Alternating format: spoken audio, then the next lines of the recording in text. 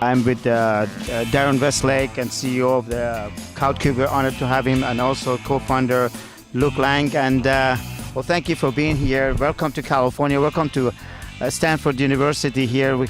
Beautiful day, and you're here. Darren, thank you for taking this interview with us. And we heard a lot of good things about your brand, yourself, all around the world. You're multi-national in different countries. Tell us about it, and how many countries so far you guys, GuardQ is? So we're live in 2 countries at the moment. We're live in the UK and Sweden. Obviously, the UK is our home country.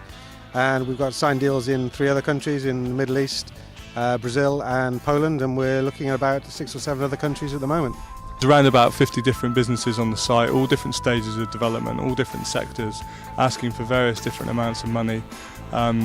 We've got lots of businesses there that have raised between 10 and 100%. So Escape the City is a great example. They raised just shy of $1 million through our platform. Dad, what's your secret? I mean, if you're going to give advice to entrepreneurs, people that start in this crowdfunding industry, obviously we talked about it earlier, it's a hard work. What is your secret? What do you advise for them? Well, entrepreneurs in general, my advice is perseverance. You just keep going, like we were talking earlier about just working really hard. But in every entrepreneur, every business is going to get some big obstacles, some big challenges in front of them. And the secret is not to let them get you down, keep working at them, break over them, beat those challenges, beat those obstacles, and just keep going. Because if you believe in your idea, then it's down to you to make it work, and you can make it work. The human story behind the companies that are funding.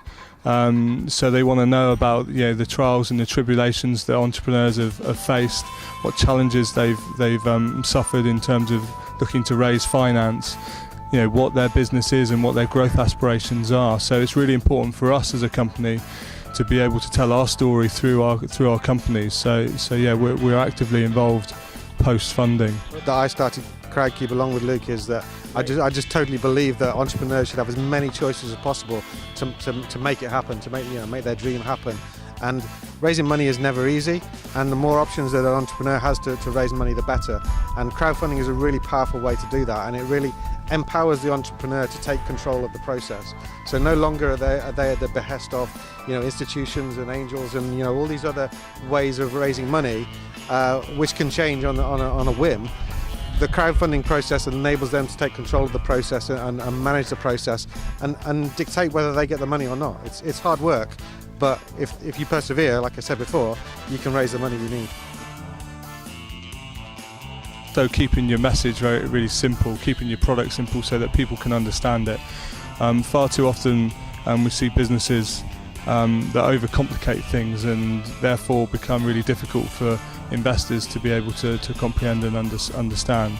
So listen to the feedback that you get from investors and make any changes that you feel are necessary. From an investor point of view, I would expect all good investors to be investing multiple times, not just a large amount of money in one business, but spread your money around.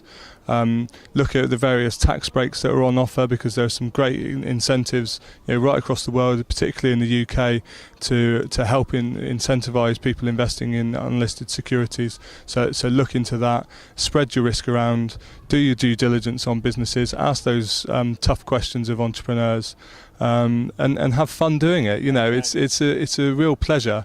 Both as an entrepreneur, speaking as an entrepreneur that's raised money through crowdfunding, it's an absolutely sensational experience. It's I'd advise it for any company. What's the start with somebody wants to start with GuardQ? It's the same as most other funding methods. Really, you need to have a business plan and a financial forecast so you can demonstrate your plans. Submit that through to us via our website, and we'll kind of work with the entrepreneur until they're hopefully at a stage where they can list on GuardQ. The businesses that tend to do best tend to be early stage companies, so they've already kind of developed their product, they've got some traction in the market, they've got a proven concept that works well.